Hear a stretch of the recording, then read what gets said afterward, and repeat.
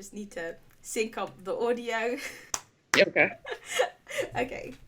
Hello, everyone, and welcome to another episode of A Book Chat with. Today, I have the pleasure of being here with Maisy, whose debut novel, These Ghosts Are Family, is coming out on the 3rd of March and will be published by Simon & Schuster. Hi, Maisy, how are you? I'm great. How are you? I'm good, thank you. Thank you so much for coming on. I'm so Nope. excited. Thanks for having me. So I finished reading the book this week and really enjoyed it. Could you perhaps explain what it's all about? Sure. These Ghosts Are Family. It's a family saga. It's about the Paisley family, which is a Jamaican family. And what happens at the beginning is that the patriarch, we find out that the patriarch actually faked his own death years ago, about 30 years ago.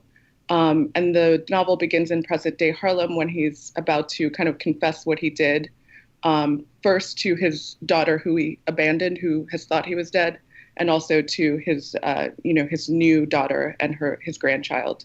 And the novel the form is more of a novel in stories, and each story focuses on a different descendant of Abel Paisley and kind of how his secret has impacted their lives. Mm-hmm. So so the book kind of like starts off with the introduction of the main contemporary characters, the ones who are mainly alive. So it is written in the second person form, which is a narration form that isn't really often used in novels.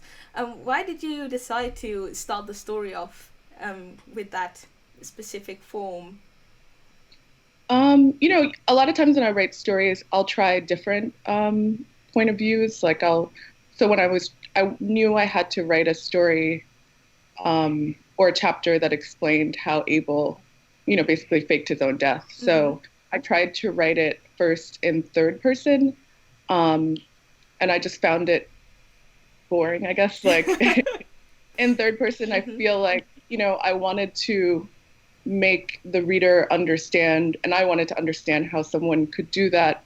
But at the same time, I wanted them to feel some sort of maybe not empathy, but understanding. But at the same time, I almost felt like it let him off the hook with just kind of presenting his perspective, Mm-hmm. when the book is not about his perspective only. So when I started doing it in the second person, I realized that not only does it make me or the reader kind of understand him and get into his way of thinking, but then it allowed me to bring in other voices too, Mm-hmm. within the same story.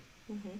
Yeah, no, definitely. I totally agree because when I started reading it, so you first start off with Abel and then you go on to Irene and all the other characters, and you kind of like you start already feeling some empathy for every single character, and so then when the rest of the story kind of continues, you're already very invested in their narrative. So the book, as you said, it's about all these different people within the family, and it shifts through time, going up to 2020, and even back all the way to the 18th. Is it the 1800s? The 1800s, and so the reoccurring theme here is ghosts and spirits as well. So I was wondering, when did you kind of like started thinking about infusing this story with ghosts? I think, when I first started writing stories about Jamaica in general, that kind of theme always crept into the story, because I felt like I grew up around people who just very naturally just like told ghost stories, whenever I was with my family, somebody would say like, oh, your uncle saw like a little boy running around his backyard at night. And it Oh was just wow. very normal. I mean, it wasn't as if the stories were necessarily believed, but they were always told anyway. Mm-hmm. So that's something I always thought about. And I think because some of the stories are starting from my memories, a lot of my memories in Jamaica kind of revolved around funerals. Like after we immigrated, you tend to, if you don't have the money, you tend to just go back when someone dies. And so, um, those moments were kind of like scary to me. And I started to associate Jamaica as kind of like a haunted kind of place. So when I was writing, it just felt natural. I also just started, for some reason, when I started living alone and when I started getting all these streaming services, I just like was very attracted to watching horror movies. Um, and as I was writing this, like certain movies just kept popping into my head. Um, and I think I realized that a lot of horror movies like deal with family secrets specifically. So they kind of seemed like a natural vehicle, especially when you're talking about people who maybe have a lot of things that are unsaid in their families and a lot of secrets in their families. Like, I think it's hard for them to naturally kind of have those conversations. It's hard for me to have those kind of conversations with my family. So it's almost like, I don't know, for the characters to reach catharsis, there are moments like Irene in one story, she has to be literally like possessed to really have like a confrontation with her mother or to process her feelings about her mother. Yeah. So are ghost sort of stories very typical in Jamaican storytelling? Yeah, I think so. Yeah. I mean, like in the book, I use the word duppy, like, people tend not to use the word ghost. So yeah, like duppy stories are very typical or, you know, Obeah is something that's talked about a lot. And there are just like little practices that I was taught that I didn't think about till I got older. Like when when my aunt from Jamaica would come up. I remember once when she came to America and she was combing my hair, she like, watched while I flushed the hair down the toilet and was very serious about not letting me put it in the garbage because otherwise somebody could steal it and, you know, inflict like, practice obeah on you or something. So, those little things I think kind of stuck into my consciousness as I was writing and just, I felt like if I was going to write characters that felt real to me, they would have to have these kind of beliefs. They would have to have these kind of superstitions. And even if they didn't, they would still engage with them. I see. So the book, as you said, explores all these different characters. And what is very interesting to me is how different they were, because you had people from different class, genders, immigrants. My question was whether like these type of narratives or whether specific narratives that you really wanted to include in the novel. No, I think just once I started writing, certain characters kind of popped up. Like I think maybe I would start writing about a moment and then like one of the stories was kind of inspired, or one of the chapters was inspired by my grandmother's funeral that I went to when I was little. And I thought that the focus would be more on one character, but it ended up being like somebody who seemed very minor. And I guess the kind of point of the book was that even if those characters don't register to Abel, the patriarch, even though he probably doesn't even know they exist, like his decision even affected their lives. It's kind of, I don't want to use the term, but I guess like a kind of butterfly effect that everybody experiences. Yeah.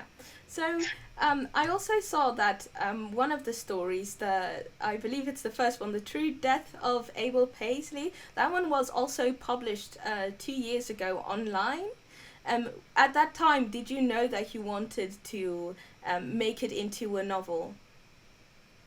No, I didn't actually. At first, I was writing short stories. I've been writing this for so long, and it just like it kept changing as I was writing. And at first I was just writing short stories that weren't connected about Jamaican people, and then I started connecting the stories. And then I think when I wrote that story specifically, it turned into a novel because it all focused on this one event or this one act. So I think, well, actually, when I wrote it, I didn't think it was going to be part of a novel. I definitely didn't think of it as a first chapter. of a novel, but I think about the time that it actually got published, that's when um, the a lot of the overall themes and plot points in the book changed. Mm-hmm.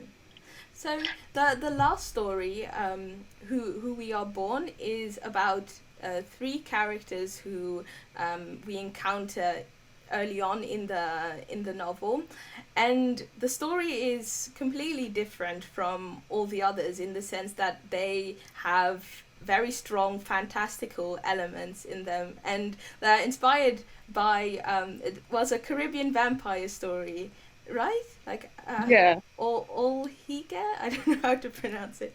I think it's funny because I had a hard time ever hearing it out loud. Like I read a lot about it, but I Mm-hmm. think it's the hard G, like ol haig. Oh, Um, hike. yeah.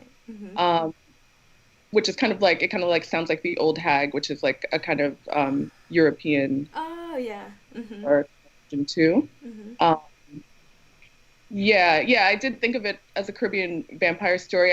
I found that in most writings about it in Jamaica, she's sort of more of a I think she kind of sucks your life force out. Oh. In Guyana, she tends to actually suck blood. Mm-hmm. Um, so I really like vampire stories, so I kind of went more in that direction. Um, yeah, it's different from the rest. And I saw like sometimes I read the Goodreads reviews, and I was like, oh, people, what happened at the end? But yeah, I kind of thought of it as like a kind of epilogue for the book, and I also thought that when I was writing that story and when I was writing the book, I thought different. I started to think differently about like folklore and the role of folklore in communities. And I never thought about it when I'd hear these stories, but I was like, oh, folklore is kind of how a lot of communities will process like trauma. Like the old Haig stories were usually associated with babies who died, especially or like people contracting things from like lockjaw or something. They would blame it on this like witch or this like vampire person. And so I think the book is a lot about trauma. So I kind of wanted to incorporate this idea of folklore. It's sometimes when things are so dark, I think it's how people process things. Mm-hmm. Yeah. No, definitely. Are there any authors or books that inspired you? Yeah, there are a lot. And there are a lot that I didn't even know about till after I finished. I was like, oh, Oh. this is where all this. Yeah, like I know White Teeth by Zadie Smith was a big inspiration. Um, I felt like, I always used to read anything by any Caribbean author, but I felt like when I read that, and it was from the point of view or it was written by somebody who grew up in the diaspora, but still like went back and forth to writing about, their ancestors and themselves. I really connected with that. And then Jamaican writer Michelle Cliff was a big influence too. Um, I think Toni Morrison, Beloved, and also A Mercy. Um, Edgewood Danticat, The Dewbreaker. I think structurally, Homegoing, The Dewbreaker, I kind of looked at those books that were kind of novels and stories. Mm-hmm. Yeah, there are a lot I could name. So, how long did the writing take? The writing took I kind of started it officially, I would say, when I was in grad school in 2006. So I would say, from 2006 to 2017 or 18. Mm-hmm. So, was it a thing that you were like writing and then kind of like, I don't know, maybe hit a roadblock or thought, I'm pushing this Yeah. aside and then coming back to Yeah. it? Mm-hmm. Yeah, it's definitely not something I consistently wrote all the way through. I think after I graduated from the MFA program, I just was working and worried about like how to make a living.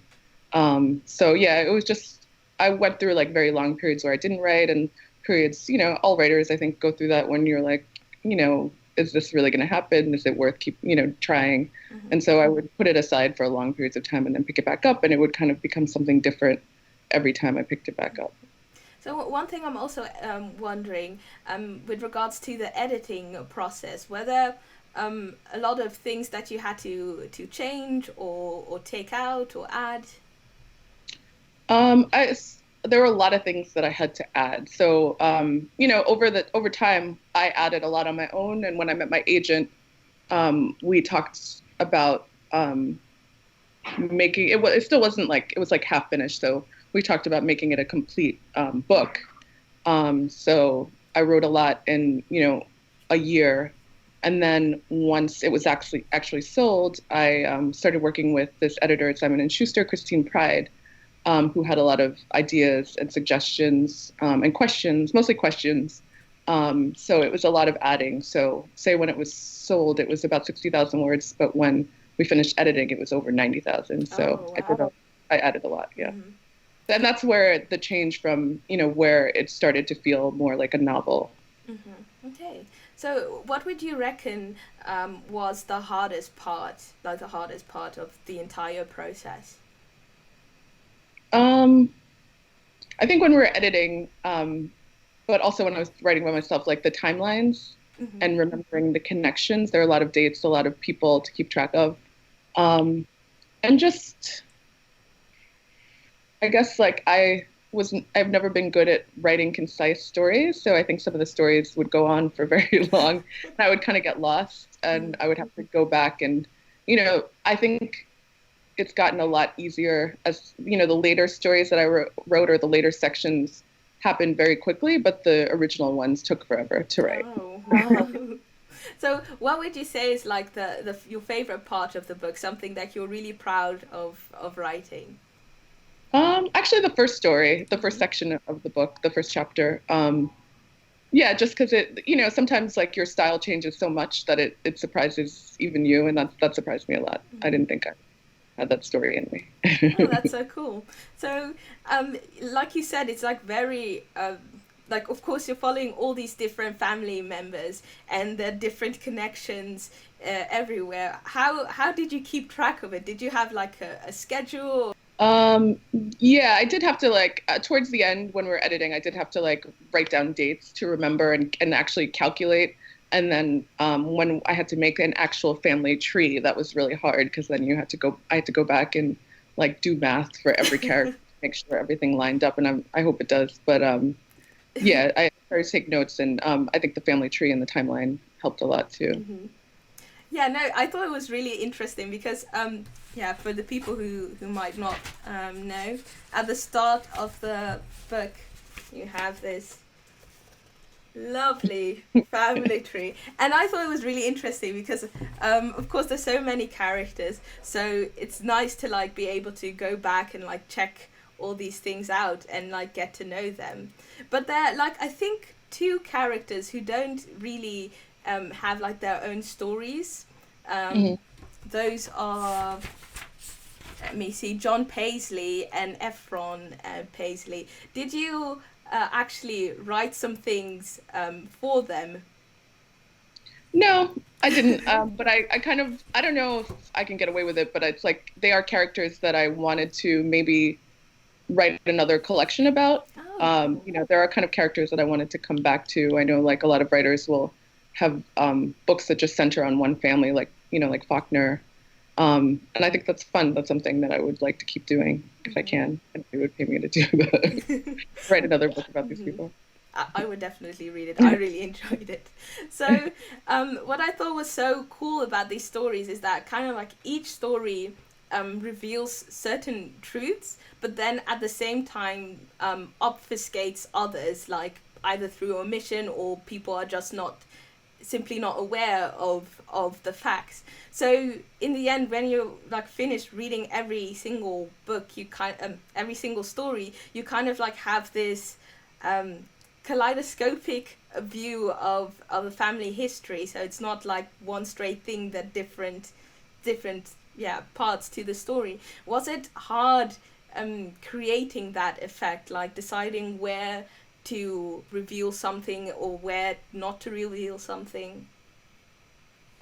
Yeah, yes, there's things that yeah, people were like, "Oh, shouldn't you answer this question?" And I don't know why, but there are some things I felt strongly about not revealing, and I guess just like around towards the end when I did research all the way through this book, but towards the end of writing it, I started to do like genealogical research about my own family online, and I started to talk a little bit to my mother just about our family history, and it just felt like truer to like omit things because there are so many things that are unknown. And I think Zadie Smith does this really well in White Teeth too. She does have this kind of family tree that's really funny. You know, it has like, you know, just a lot of, like mine, just like a lot of question marks and omissions. Mm-hmm. You know, and I feel like that's more true to the descendants of slaves. You know, I think one of the frustrating parts is that,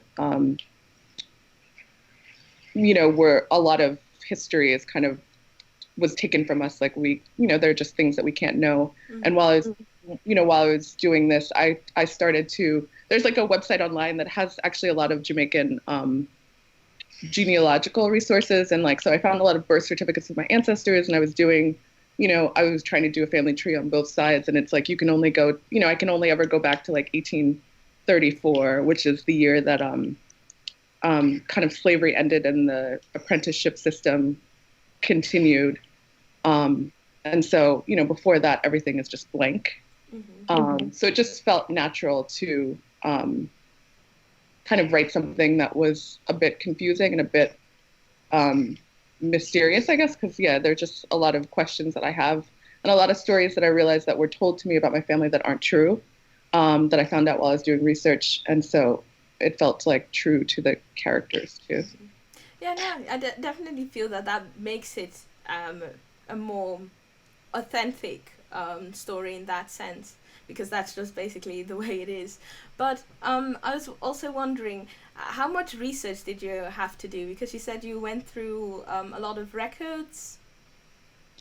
Yeah, I did a lot of research. I think half of it like was unnecessary, but I think it's always like inspirational to kind of do research. I think there's a part, you know, I was reading like the Jamaica Gleaner, like the historical Jamaica Gleaner, like I went all back, you know, far back to the 1800s, you know, and I spent a lot of time just reading these newspapers just to kind of understand, you know, what the society was like in the past. You know, I also like read a lot of books. You know, there's the part that's set in 1831 during the Christmas Rebellion. I did a lot of research about that. I also read a book which I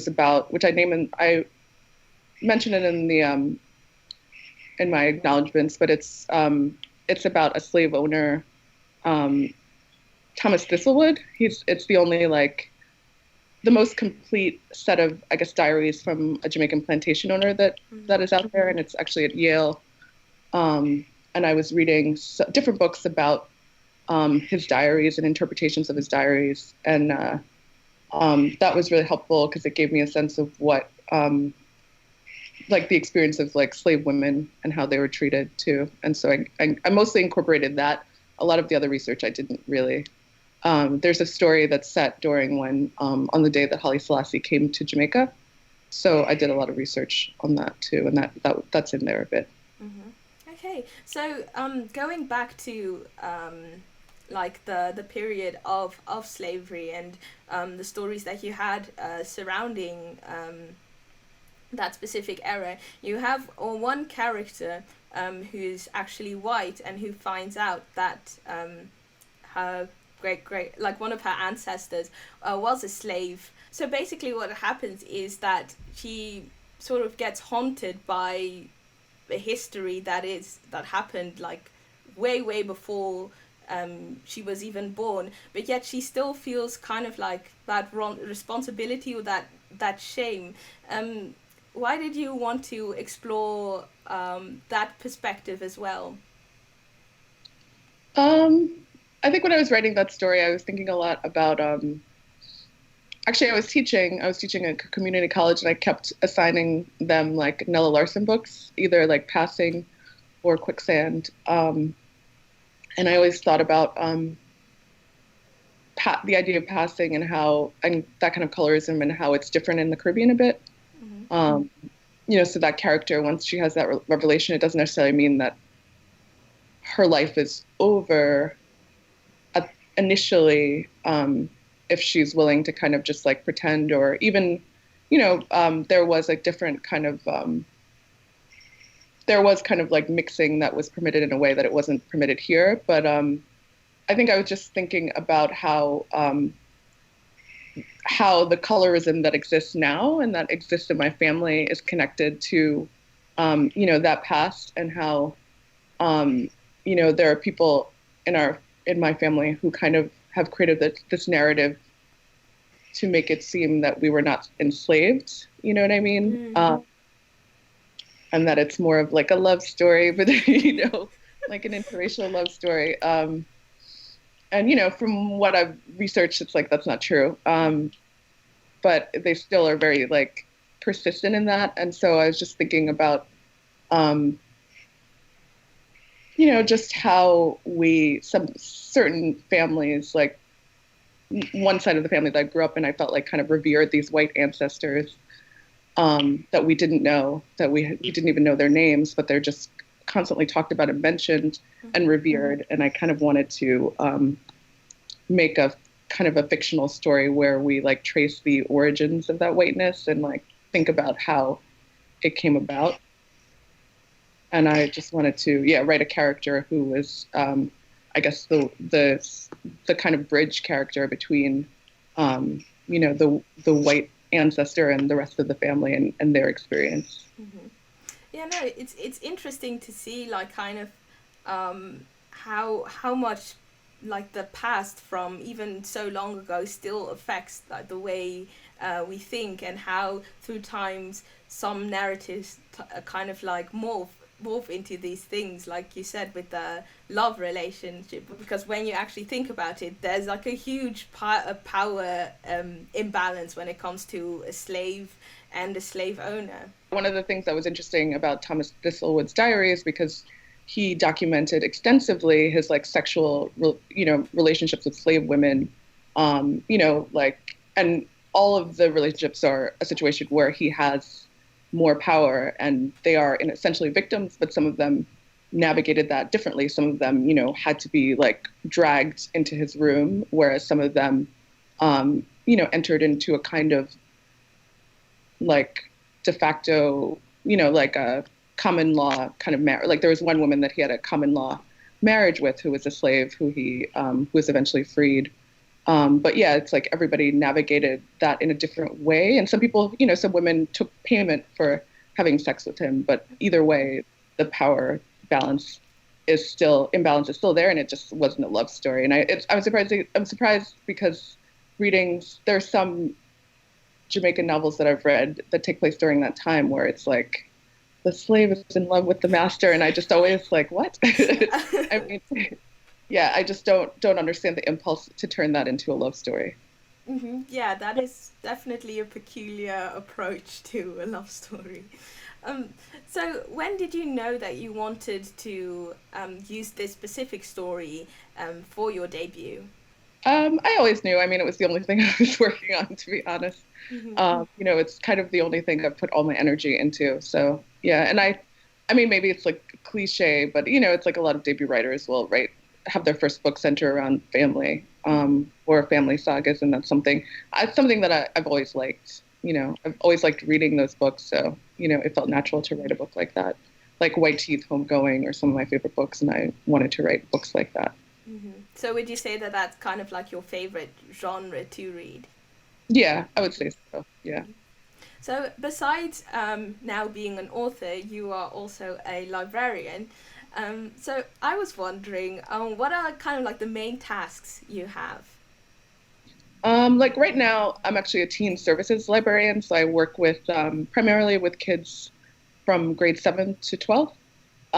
So a lot of my work is centered around like programming, and it just could be very like random based on like what the kids want to do. Like, I mean, I think I also do a lot of paperwork, but there's like the fun part is working with kids. Like it could just be like making stuff out of perler beads and or like supervising like them playing Smash Brothers. Like it's very laid back. Like it's kind of I supervise the teen room at the New York Public Library, which is just a space where any any teen in Newark can come and just sit around and hang out and talk to their friends and, take part in it, whatever programs or play video games, do their homework.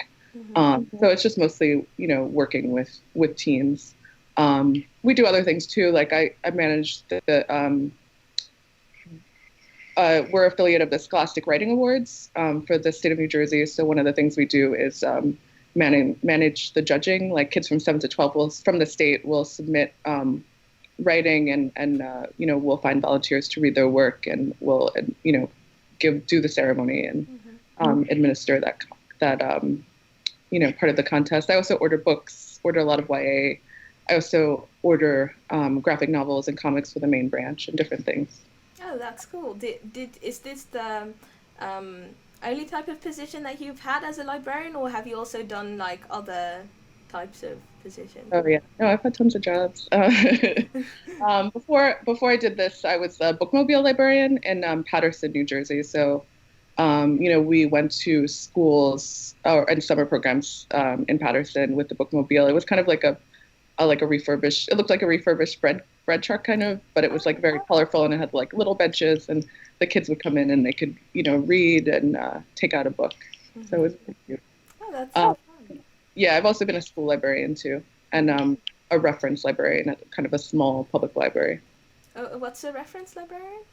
I would just be there in the evening, and anybody who had a question or needed help finding something or with research would just come to me, or finding a book or any questions. That was my first job in a library, I think, and then I became a school librarian for a couple of years, and then I did bookmobile, and now I'm teen services. And before that, I was also an English teacher for a bit too. Oh, cool. Yeah. So now we have come to the quickfire questions, if you're ready. Yeah. Okay, first question. Favorite childhood book? Ferdinand. Ferdinand, written by who? I don't know the author, but it's about, it's got a red cover still. It's about the bull that just wants to sit under a tree and smell flowers. He doesn't want to fight. Oh, okay. I never heard of that one. Cool. What's your favorite spot to read? Usually in bed, or like in a park. Mm-hmm. Do you fall asleep like on the bed? Because I usually am out after 5 minutes. Yeah, not usually after 5 minutes, but there will be a part when I can take a nap, and it's actually good because I have a problem taking naps, and it's the only time when it happens like really easily for me. Mm-hmm. Oh, that's perfect. So, who is your favorite writer? That's hard. I would say probably Zadie Smith, or Toni Morrison. Oh, Toni Morrison, cool. So, non-book related hobby. I feel like I don't have a hobby, so I'm kind of stealing my boyfriend's hobby. I'll say hiking. Hiking, okay. Go with him, yeah. Do you do it often? Yeah, like over the summer, usually when it gets warmer. Mm-hmm. What's the best writing advice you were ever given? I think somebody said, try to write the scene after you think the story ended, which is a kind of strange advice, but it helps me a lot. Mm-hmm. Yeah, no, definitely. I can see where what like the intention is. So, what's the best book you read last year? I read it was an ARC or a NetGalley copy, but I read Real Life by Brandon Taylor, which is coming out in February, and I really like that. Mm-hmm. Oh, I'll be reading that next month. Oh, okay, cool. It's a very quick read, but it was very like powerful, very good. Mm-hmm. So, which book are you most looking forward to reading? Reading? Actually, I've been trying to read. I haven't had time, but I want to read Queenie. Oh, I think I heard the author speak when I was in DC, and she had like all these people there, and they just loved. You could tell they loved the book, so I really liked that. She's Jamaican as well, right? Yeah, but she's British too. Yeah, mm-hmm. Yeah. I met her at what's it called, Black Girl Fest in October, back in 2018. I watched her talk about the book. It was really interesting. So, what's your favorite movie? When I was like a kid, my favorite movie was like Willow. What's that? It's a really old movie with like Val Kilmer and like dragons. I don't know why that popped into my head. Like it's the first movie that pops into my head because I would watch it like literally every day. Oh Um, wow. now, I don't know. There are a lot. Maybe Imitation of Life actually, which is What? like it's like an older movie. It's based on a book. It's kind of like this a similar theme as my story, I guess. It's about a girl who a friendship between a black woman and a white woman in the 50s. And the black woman actually has a daughter who decides to pass for white. Um, and her friend is kind of a movie star, and there's this like kind of class and racial conflict, but it's really good. And Halia Jackson sings in it at the end. So when I was teaching, I would always show that movie. That's fun. So, who is your favorite music artist? Hmm. I don't know. I feel like I still listen to the same music from 1998, probably Elliott Smith. Okay. And last question. What is something Jamaican you wish more people would know about? So, either stories, food. Um, yeah, definitely it's stories. Yeah, I feel like people don't know a lot about Jamaican folklore. Like it was even hard to find like books written about it, I found. I think that's something that could be explored a lot more, Mhm. that people should know about. So, what would you reckon is one of like your favorite Jamaican folklore stories? The old hike thing is actually was really interesting. There's other stuff that, is repeated but doesn't make any sense to me. Like there's like the rolling calf, which is like a spirit that's just like a bull with chains on it that people see, and I such a like a strange like I just wonder where the origins of that story came from. But yeah, I like the Ol Haig story because it's so strange. Like she's also, and it's also like I know what's the author's name? I have her book. I'll try to think of it before we get off. But she writes about folklore a lot. Mm-hmm. Um, but yeah, just it's like the whole story is like she can peel her skin off and like transform into like a ball of fire or like an owl or like a cat and Mm-hmm. just like, suck people's like blood or breath. And it's just like such a strange story. But she's also somebody who's like in the community um, that you don't suspect. And like the only way to get rid of her is to like throw a bunch of rice grains on the floor and she'll stop and count them. It's like a very Oh, complex. that's so Oh, cool. Because I remember that is also something that I've seen in like a Northern African folklore as well. The throwing the rice on the floor and then that yeah. the spirit has to figure Yeah, and out. that's the interesting thing that I learned is that, when I was doing research, like all these legends do come from Africa in Mm-hmm. some way, or influenced by African religions or folklore too. Mm-hmm. Yeah, that's so cool. It would be interesting to like have kind of like story collections and then comparing them from like diaspora and from like African countries. Yeah. Hmm.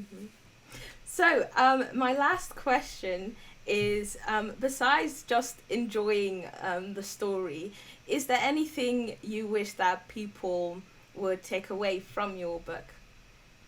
I think sometimes just I felt like when I was younger, I kind of had a lot of shame because my family was not a typical family that was like represented on television or in books. And I think just like rethinking, just like normalizing your own family and normalizing your own family trauma, I guess, Mm-hmm. and understanding that it is a part of kind of, um, especially as the descendants of slaves, it's like something that we all share. But it's also something that a lot of people share too. Mm-hmm. Oh, that's lovely. So, yeah, that was the interview. Thank you so Okay, much for thank coming you. on. Um, well, that's the end of a book chat with Macy Card. Thank you very much for watching, and I will see you in the next video.